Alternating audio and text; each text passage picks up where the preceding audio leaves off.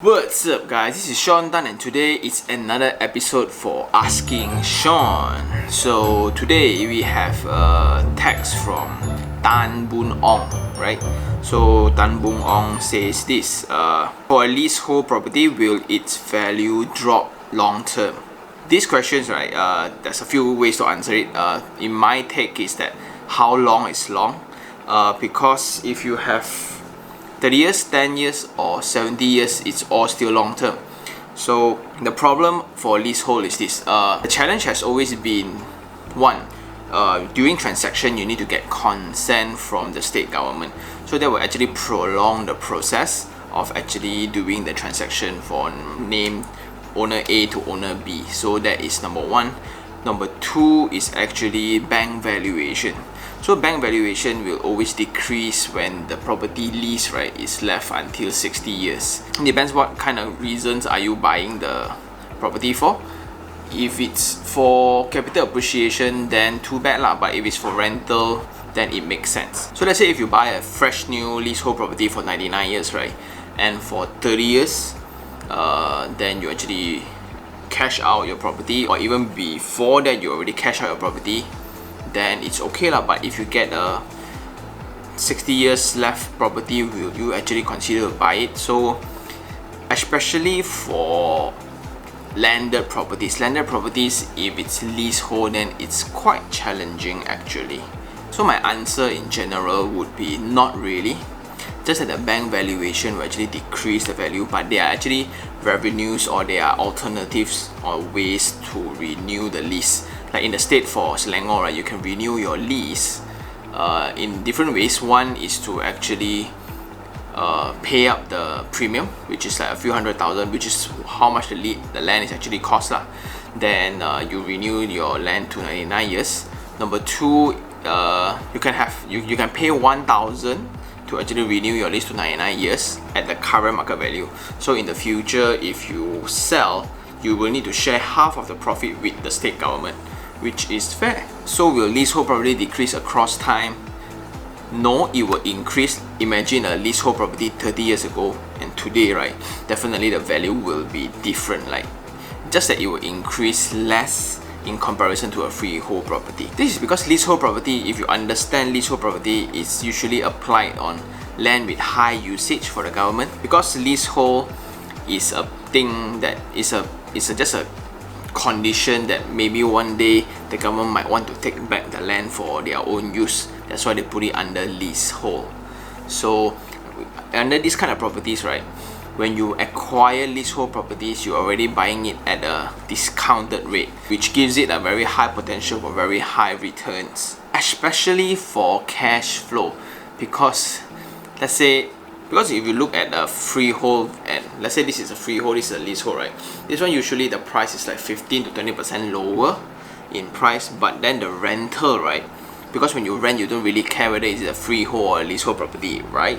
So the rental may not be a lot of difference.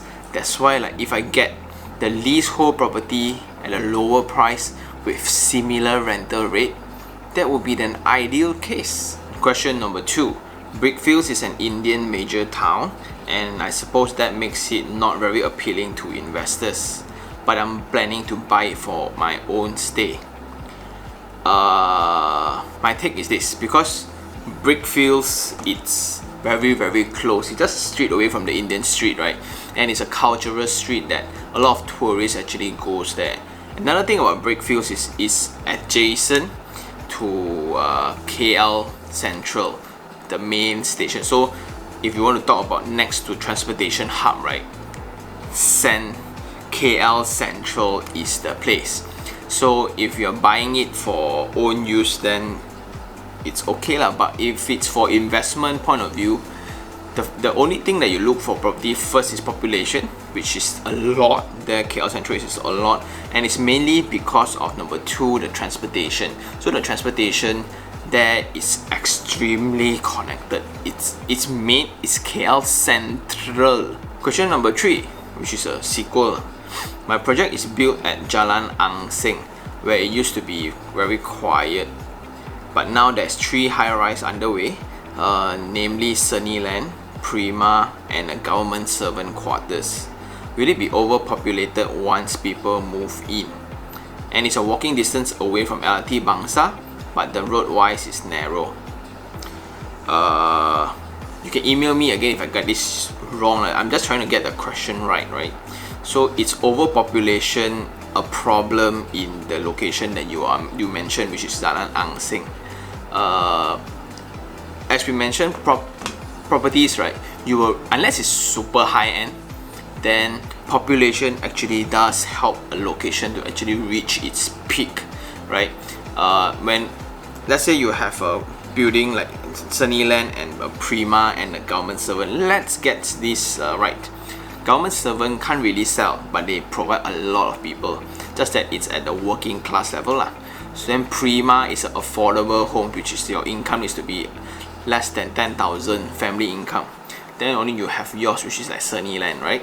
So there's a good mix. However, this is definitely not the atas area, but this has been the focus for the government. So if from a welfare point of view, when these 3 buildings build up, so what will happen next is there will be demand for shop offices, then there will be demand for offices and certain things like, and it's walking distance to LRT Bangsa, which makes it so good, right? Road narrow or not, never mind, because if it's walking distance to Bangsa, right, that will actually give it a very high potential for rental, especially in the working class. So if you are buying this, right, let's say you are buying it for own stay, let's give it a 5 years or 8 years, but then after that you want to upgrade to a landed property, right? This can be a very good property to actually let out because of the few things on it, because it's a working class area. If you look at very high rental returns areas, right, the similarity is this: it's definitely working class, meaning people, not those atas one. It's very difficult to expect a 1 million condo go up to 2 million, right? But it's quite reasonable for a 400,000 condo go up to 800,000. It's still less than a million, but then they have higher potential that way. And the fourth one would be there isn't any restaurant within walking distance. It's because there's not enough populations yet. So if you look, right, when you reach a new area, right, then usually condos come first, apartments comes first, or infrastructure comes first. Then when infrastructure and this either one comes first really, then you have the commercial support. So you need to have people stay first, then only some developers will build up shop offices surrounding to provide space for commercial support. So usually those that comes in, number 1 is Mamak, number 2 is Dobi, number 3 is like childcare, tuition center, then you have car mechanic, barber and all those kind of thing. So this is quite evident, and this has been the trend so far, because this is very based on utilitarian, meaning like it's really based on needs, not those fancy hipster kind of thing, but in what we are talking about is actually real needs. So Boon Ong, if you are asking this whether you should buy it or not, so now the only question is the price. So I would suggest you this, like surrounding that area, if you can look for another 4 different properties around which is similar. Let's say if you're looking at a 800 square feet, you look for similar 2 rooms 800 square feet one, you compare you look at the rental rate. So if the rental rate, it's almost equivalent to the installments that you're going to pay the bank, then I would suggest you take it, right? Because once you take it, 4 years later only you get the condo or apartment, the rental would have picked up already. And the best thing is this: the LRT, the Bangsa line, right, is one of the most premium line of LRTs, because it connects from Kelana Jaya to KLCC to Pasar Seni to Wangsa Maju and all, right? That's the most busiest and the most well-maintained line I know of lah. That's why if you go even to Masjid Jame, so these are the few transportation hubs that I really think that it will be a demand for your space, right? So I think that's all for asking Sean number 2. Thanks, Tamu Ong. So if you guys still have any questions that you need my idea or my thoughts, right, do send it to my email. I will put my email down below, and that's all. If you really like this video, like it, share it, and even subscribe for more information like this. This is Sean Tan. Ciao.